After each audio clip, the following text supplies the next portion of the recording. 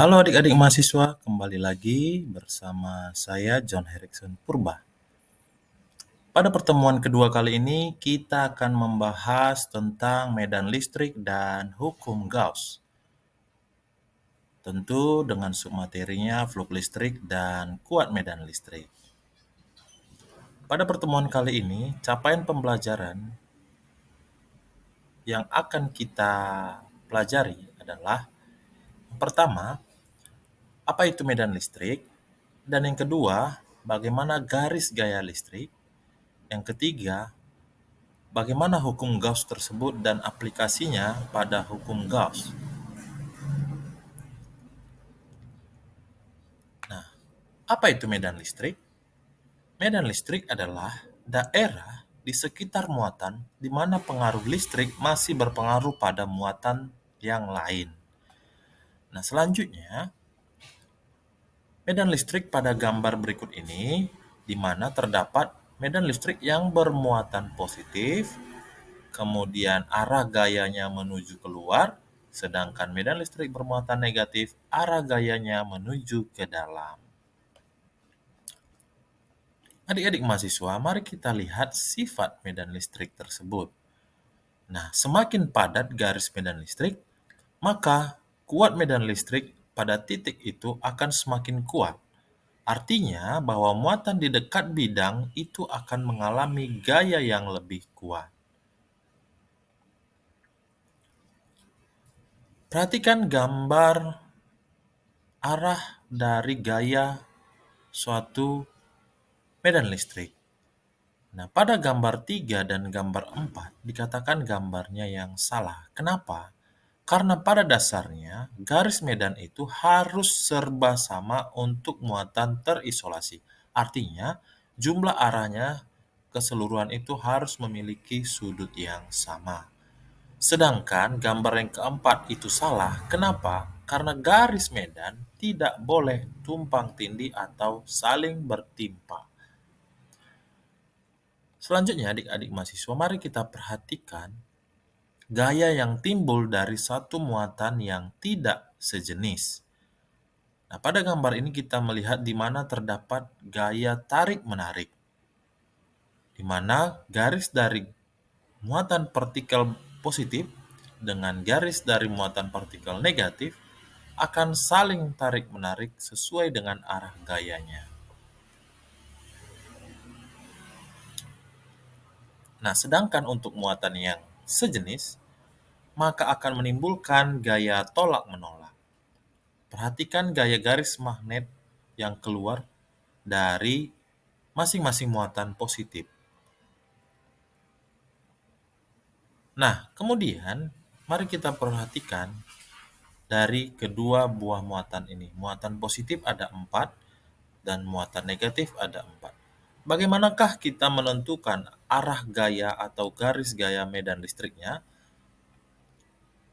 Ya, benar. Ya, setiap garis gaya akan menimbulkan tarik-menarik antara kedua muatan yang berbeda. Muatan positif yang pertama dengan muatan negatif yang pertama, yang kedua, dan seterusnya akan timbul arah gaya tarik-menarik dari muatan positif menuju ke muatan negatif.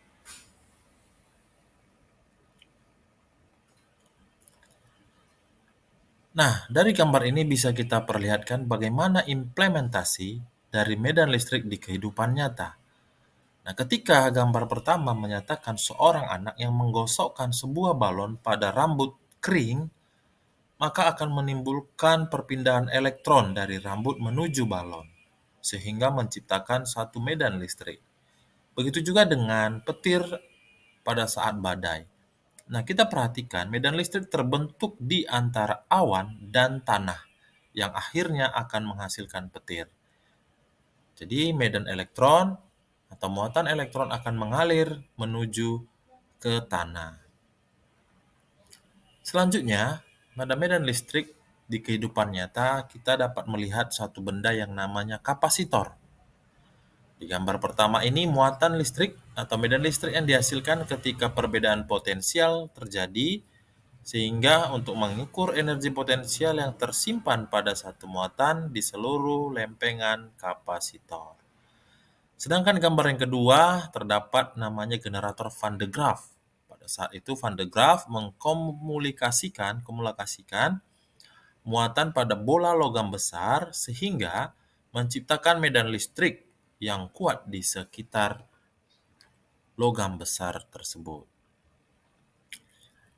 Nah, pada medan listrik kita dapat melihat ringkasan bahwasanya wilayah di sekitar partikel bermuatan di mana muatan lain dapat mengalami gaya. Itulah yang disebut dengan medan listrik.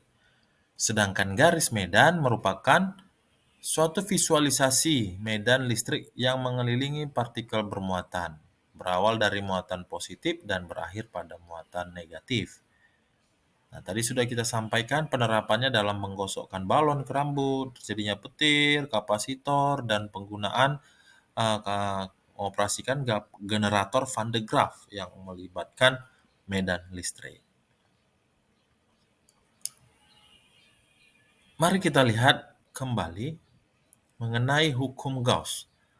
Apa itu hukum Gauss? Hukum Gauss adalah di mana jumlah garis gaya yang keluar dari suatu permukaan tertutup atau yang disebut dengan flux, ya, flux sebanding dengan jumlah muatan listrik yang dilingkupi oleh permukaan tertutup itu. Atau singkatnya, bahwa sumber dari sebuah medan magnet adalah muatan listrik tersebut. Untuk lebih jelasnya bisa kita lihat pada gambar berikut ini. Nah, flux.